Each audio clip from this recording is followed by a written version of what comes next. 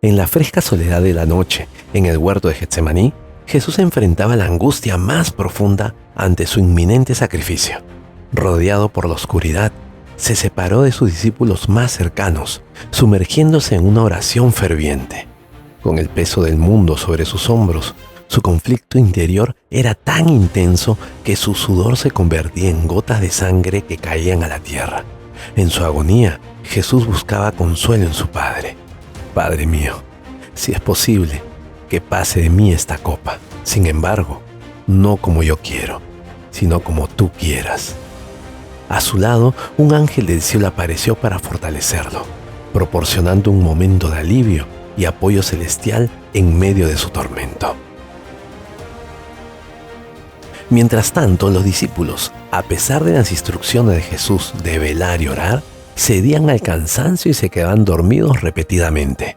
Jesús, regresando de su oración, los encontraba así y suavemente les reprendía, destacando la importancia de estar espiritualmente vigilantes, especialmente en tiempos de prueba. ¿Tan débiles son que no pudieron mantenerse despiertos conmigo una hora? Velen y oren para que no caigan en tentación. El espíritu está dispuesto, pero la carne es débil. Les recordaba subrayando la lucha entre la voluntad espiritual y la debilidad humana. Este intenso momento en Getsemaní no solo ilustraba la humanidad de Jesús y su obediencia hasta la muerte, sino que también preparaba el escenario para lo que vendría después. Después de su oración, aún con la serenidad de quien ha aceptado su destino, Jesús se enfrentaba a la traición. Judas Iscariote, guiando a una turba armada, llegaba al huerto. Con un beso, Judas señalaba a Jesús, iniciando así el doloroso camino hacia la crucifixión. Este acto de traición no solo marcaba el comienzo del fin del ministerio terrenal de Jesús, sino que también desencadenaba una cadena de eventos que cumplirían las profecías y el propósito divino de redención.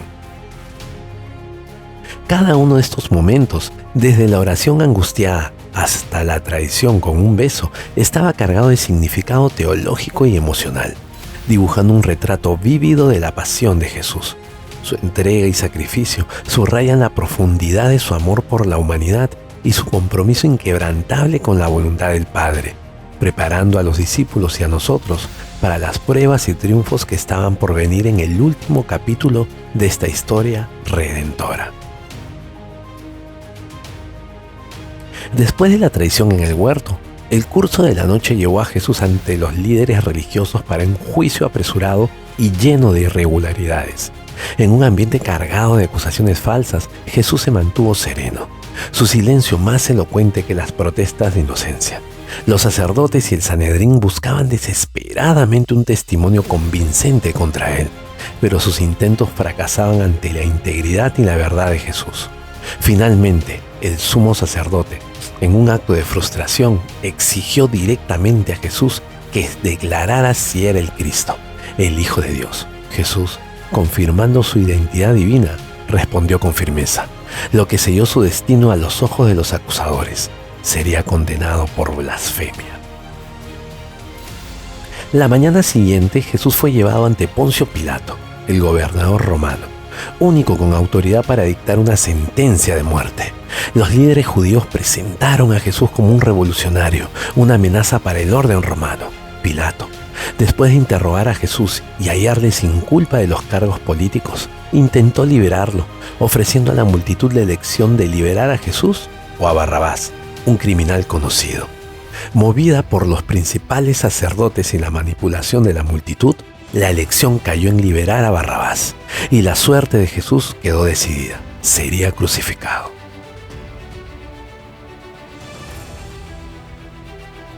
La condena llevó a Jesús a sufrir la humillación y el dolor físico extremo de los latigazos, una práctica romana diseñada a debilitar gravemente a un condenado antes de la crucifixión.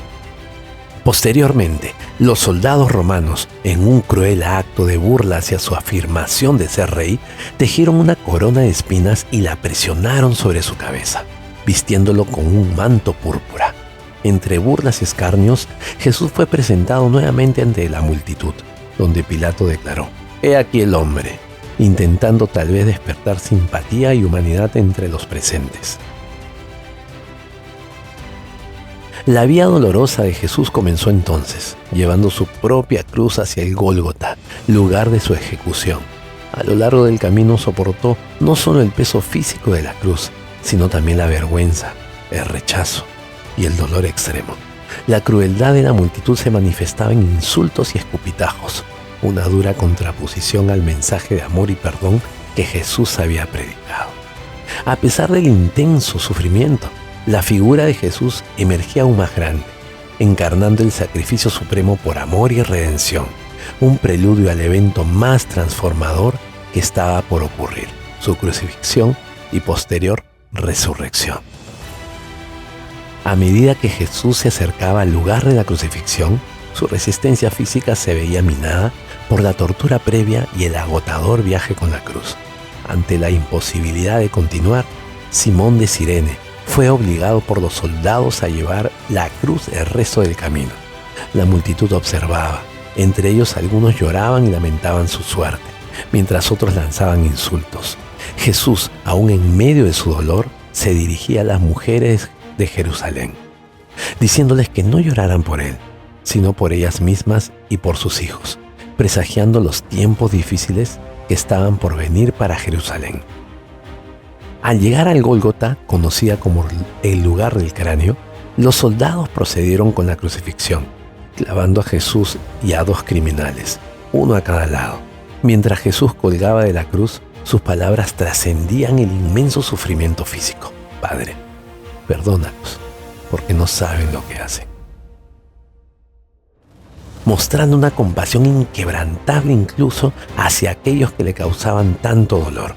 Mientras tanto, la multitud, los líderes religiosos y los soldados seguían burlándose de él, desafiándolo a salvarse a sí mismo y a bajar de la cruz, sin comprender la naturaleza de su misión y sacrificio. En medio de este escenario de desdén y sufrimiento, se produjo un intercambio conmovedor entre Jesús y uno de los criminales crucificados a su lado.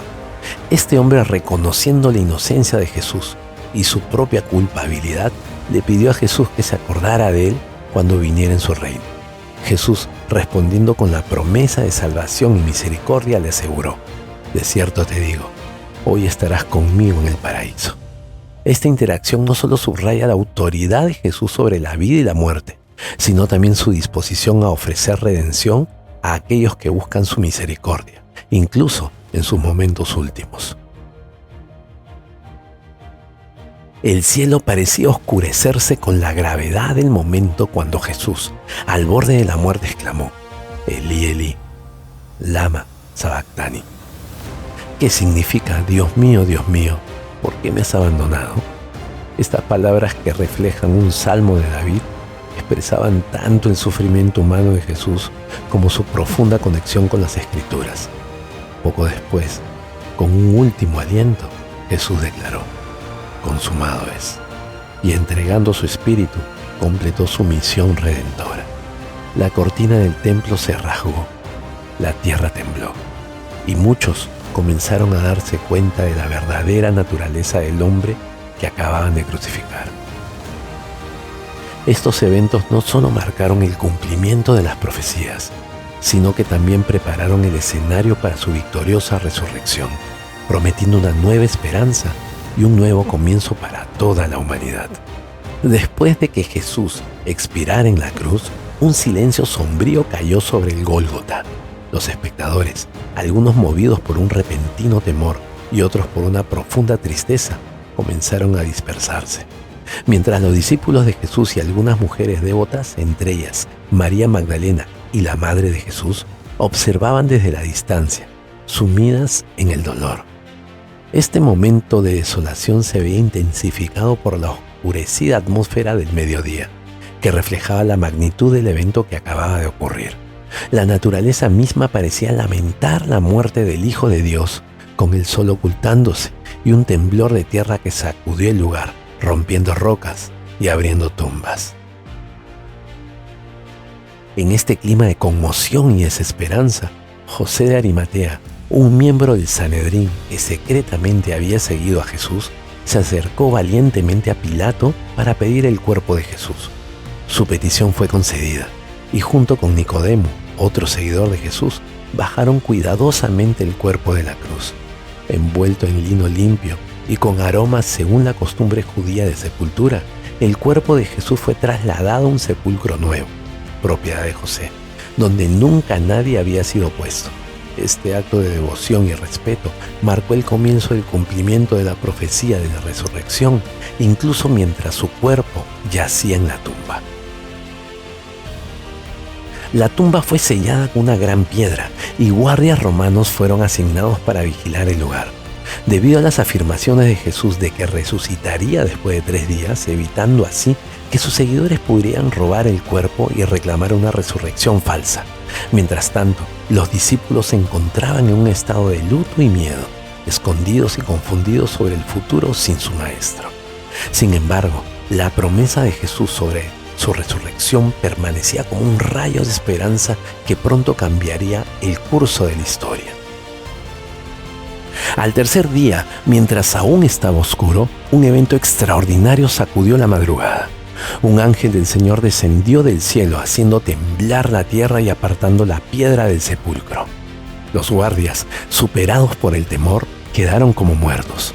María Magdalena y otra María llegaron al sepulcro y se encontraron con el ángel, quien les anunció con palabras que cambiarían el mundo. No teman, sé que buscan a Jesús, el crucificado. No está aquí, ha resucitado, tal como dijo. Vengan y vean el lugar donde yacía.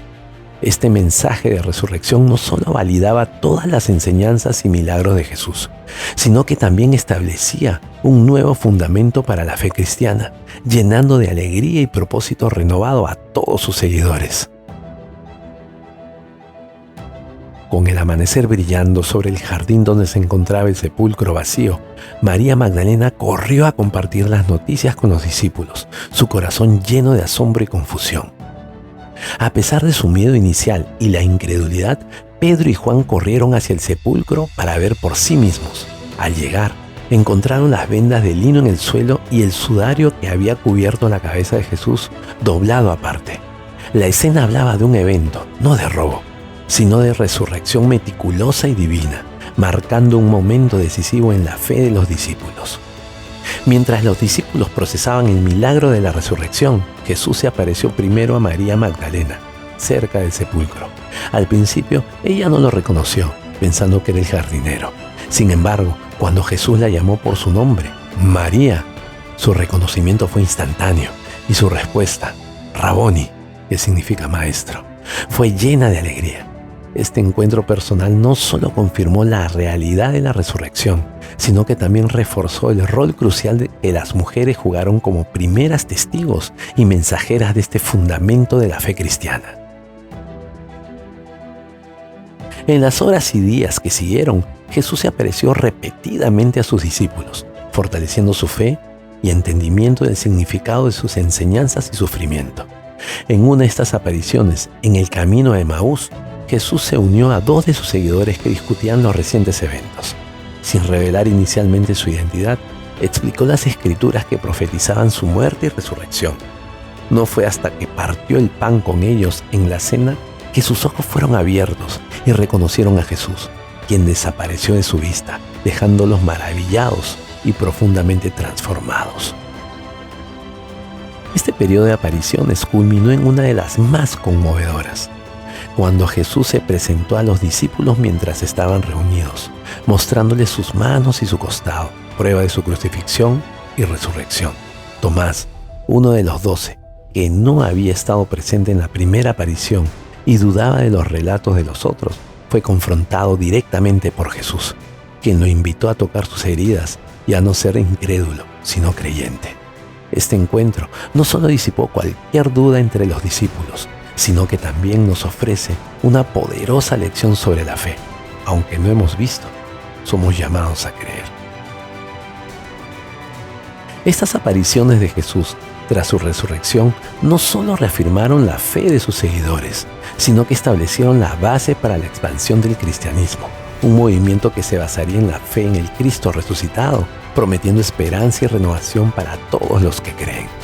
Con la fe de los discípulos, ahora profundamente arraigada y revitalizada por las apariciones del resucitado, Jesús les impartió una última misión durante una de sus últimas reuniones. En la orilla del mar de Galilea, después de compartir una comida de pan y pescado, Jesús se dirigió a Pedro, preguntándole 3 veces si lo amaba, correspondiendo a las 3 veces que Pedro lo había negado. Con cada afirmación de Pedro, Jesús le encomendó: apacienta mis ovejas. Este mandato no solo restauró a Pedro como líder después de su previa negación, sino que también subrayó la responsabilidad de cuidar y guiar a la creciente comunidad de creyentes. Jesús estaba estableciendo el fundamento para lo que sería la iglesia, un cuerpo de seguidores comprometidos con la difusión de su mensaje y amor. La misión final de Jesús culminó con el evento de la Ascensión, un momento de gran significado y esplendor. Los discípulos se reunieron con Jesús en una montaña donde les dio sus últimas instrucciones y promesas. Allí, Jesús les prometió que el Espíritu Santo vendría sobre ellos, otorgándoles poder para ser sus testigos en Jerusalén, en toda Judea, en Samaria y hasta los confines de la tierra. Mientras los bendecía, fue elevado ante sus ojos y una nube lo ocultó de su vista. Este momento no solo marcó el final físico de su presencia entre ellos, sino que también simbolizaba el comienzo de una nueva era en la que los discípulos llevarían adelante la obra comenzada por Jesús, empoderados por el Espíritu Santo. La partida de Jesús en la ascensión dejó a los discípulos mirando hacia el cielo, quizás con una mezcla de asombro y anticipación. Sin embargo, su mirada hacia lo alto fue interrumpida por 2 ángeles que les aseguraron que Jesús, que había sido llevado al cielo, volvería de la misma manera que lo habían visto irse. Este mensaje celestial reafirmó la esperanza en la segunda venida de Cristo y motivó a los discípulos a regresar a Jerusalén con gran gozo. Allí, se dedicaron a la oración y a la preparación, esperando la prometida llegada del Espíritu Santo que los capacitaría para cumplir la gran comisión. El impacto de estos eventos trascendió a los presentes y se extendió a través de generaciones, instaurando un legado de fe, esperanza y acción. Los discípulos, transformados de seguidores temerosos a líderes audaces, comenzaron a predicar el Evangelio con un fervor renovado, marcando el nacimiento de la iglesia y el inicio de una expansión del cristianismo que cambiaría el mundo. La resurrección y ascensión de Jesús siguen siendo el corazón del mensaje cristiano, ofreciendo a todos una promesa de redención y la afirmación de que a través de la fe en Él, la vida eterna es una realidad esperanzadora y alcanzable. Moraleja: la narrativa final de la vida terrenal de Jesús nos enseña sobre la profundidad del sacrificio, la inquebrantable promesa de redención y la fuerza transformadora del amor verdadero. A través de su pasión, muerte y resurrección, Jesús no solo cumplió las antiguas profecías, sino que también estableció un nuevo pacto bajo el cual todos somos invitados a participar en la vida eterna. Su ejemplo nos motiva a enfrentar nuestras propias pruebas con fe y valor, recordándonos que incluso en los momentos más oscuros, la esperanza de la resurrección y la promesa del Espíritu Santo nos sostienen y guían. Jesús nos desafía a ser portadores de su luz, extendiendo amor, perdón y compasión a todos, sin importar las circunstancias. Oración. Señor Jesucristo, en la contemplación de tu sacrificio supremo y tu victoria sobre la muerte, nos llenamos de asombro y gratitud. Te damos gracias por tu amor incondicional, que no dudaste en dar tu vida por nosotros. Ayúdanos a internalizar la profundidad de tu pasión y resurrección, para que nuestras vidas reflejen el amor y la esperanza que has sembrado en nuestros corazones. Infunde en nosotros el valor de vivir conforme a tu ejemplo, buscando la justicia, practicando la misericordia y caminando humildemente contigo. El Espíritu Santo nos inspire y capacite para llevar tu mensaje de redención a los confines de la tierra. Concede que en cada acto y palabra seamos testimonio de tu gracia y tu verdad. En el nombre poderoso de tu santo y precioso Hijo Jesús. Amén.